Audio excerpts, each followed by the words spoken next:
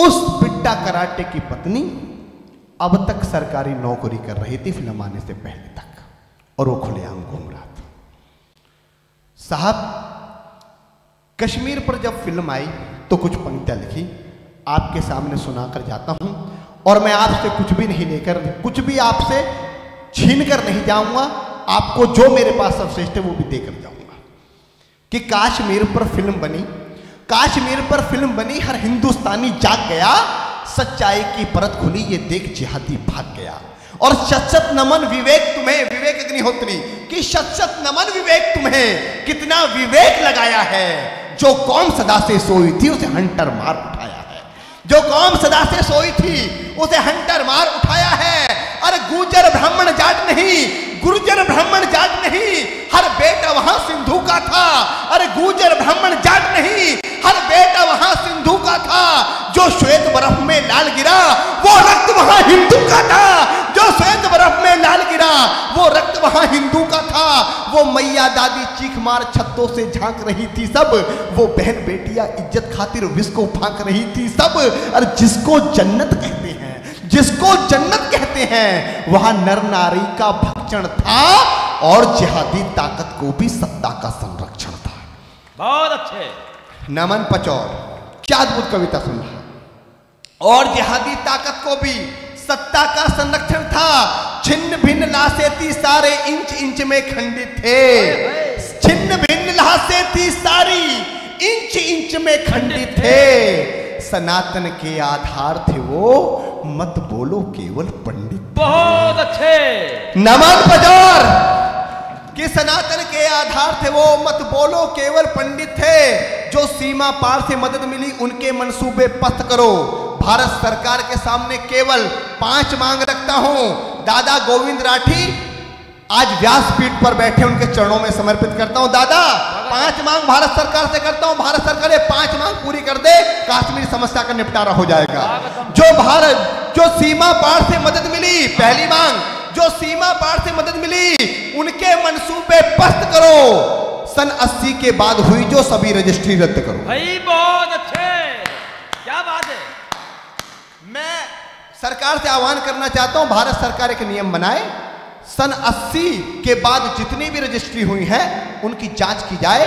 अगर एक भी रजिस्ट्री फर्जी पाई जाए तो उस व्यक्ति को ढूंढकर वो पूरी की पूरी जमीन वापस की जाए, सेबों के बागान वापस किए जाएं, वो महल कोठियां सब वापस की जाएं जो बाद में उन्होंने जीवन अपना निर्वासित होकर गया था। बहुत अच्छे। जो सीमा पार से मदद मिली उनके मंसूबे पस्त करो। सन 80 के बाद हुई जो सभी रजिस्ट्री रद्द करो। शंखनाद हो घाटी में तुम इतना दे दो संरक्षण, कि शंखनाद हो घाटी में तुम इतना दे दो संरक्षण। अल्पसंख्यक हिंदू को दे दो 50% आरक्षण। और जिसने कत्लेआम किया, जिसने कत्लेआम किया उसकी भी बाजू छाटो, जिसने कत्लेआम किया उसकी भी बाजू छाटो। यासीन मलिक और बिट्टा कराटे को भी आरे से काटो। यासीन मलिक और बिट्टा कराटे को भी आरे से काटो। एक परमानेंट सॉल्यूशन देता हूं कि जो भारत का मुकुट बचा ले, मर्यादा पुरुषोत्तम भगवान श्री राम योगेश्वर की कृष्ण की भूमि से आपको आह्वान करना चाहता हूं, जहां से मैं आया हूं, कि जो भारत का मुकुट बचा ले, जो भारत का मुकुट बचा ले। डाल भाई जल्दी डाल, क्या कर रहा है। कि जो भारत, एक बार जोरदार ताली बजाइए, मैं थोड़ा गंभीर कर रहा हूं, कि जो भारत का मुकुट बचा ले। अंतिम मांग कि जो भारत परमानेंट सॉल्यूशन, अगर सॉल्यूशन अच्छा लग जाए तो आपका आशीर्वाद चाहता हूं कि जो भारत का मुकुट बचा ले, जो भारत का मुकुट बचा ले। मोहर लगाना, क्योंकि हमारे नजदीक 2029 भी है, 2034 भी है। तब जाके कहना चाहता हूं कि जो भारत का मुकुट बचा ले, जो भारत का मुकुट बचा ले उस उपयोगी को दे दो। जो भारत का मुकुट बचा ले उस उपयोगी को दे दो, या 5 साल के लिए ये घाटी बाबा योगी को दे दो। क्या कमाल करते हो। या 5 साल के लिए ये घाटी बाबा योगी को दे दो। बाबा बाबा बर्फानी का, बाबा बाबा बर्फानी का अभिषेक कर डालेंगे। बाबा महाकाल का कर दिया कि बाबा बाबा बाबा बर्फानी का, बाबा बाबा बर्फानी का अभिषेक कर डालेंगे। लाहौर कराची रावलपिंडी सारा एक कर डालेंगे। बहुत अच्छे। लाहौर कराची रावलपिंडी सारा एक कर डालेंगे। तब जाकर मैं तो कहना चाहता हूं इतनी समस्या उत्पन्न हो गई। इतिहासों की पृष्ठभूमि पर कुछ कहना चाहता हूं। हमें इतिहासों में क्या बताया गया, क्या समझाया गया और वास्तविक इतिहास क्या है साहब। तब जाकर कहना चाहता हूं कि त्याग, तपस्या, तपोभूमि का वासी पूछ रहा हूं मैं। कौन हूं मैं, मेरी पहचान क्या है कि त्याग, तपस्या, तपोभूमि का वासी पूछ रहा हूं मैं। डमरू की डमडम वाला कैलाशी पूछ रहा हूं मैं। और हंस चूमी वीरों ने वो फांसी पूछ रहा हूं मैं। हरिद्वार, मथुरा, वृंदावन, काशी पूछ रहा हूं मैं। हरिद्वार, नमन, पचौर। थोड़ा तालियों का घर तो और चाहता हूं, ठंड लग रही है मुझे पता है। एक बार आगे से पीछे तक, दाएं से बाएं तक दोनों हाथ उठाकर तालियों की गड़गड़ाहट के साथ मुझे बताएं कि मैं बाबा महाकाल की नगरी में खड़ा हूं। कमाल है। तब कहना चाहता हूं कि त्याग, तपस्या, तपोभूमि का वासी पूछ रहा हूं मैं। डमरू की डमडम वाला कैलाशी पूछ रहा हूं मैं। हंस चूमी वीरों ने वो फांसी पूछ रहा हूं मैं। हरिद्वार, मथुरा, वृंदावन, काशी पूछ रहा हूं मैं। हरिद्वार, मथुरा, वृंदावन, काशी पूछ रहा हूं मैं। दुनिया जहां की सोच से आगे बढ़कर पूछ रहा हूं मैं। अंतर्द्वंद विचारों से भी लड़कर पूछ रहा हूं मैं। दहशतगर्दों की छाती पर चढ़कर पूछ रहा हूं मैं। इतिहासकार और सिंहासन से अड़कर पूछ रहा हूं। बहुत अच्छे। आभार बचौर। और क्या पूछ रहा हूं कि पूर्वजों की वीरता के कितने इतिहास पढ़ा डाले। सुन सुन आती हंसी मुझे इतने उपहास पढ़ा डाले।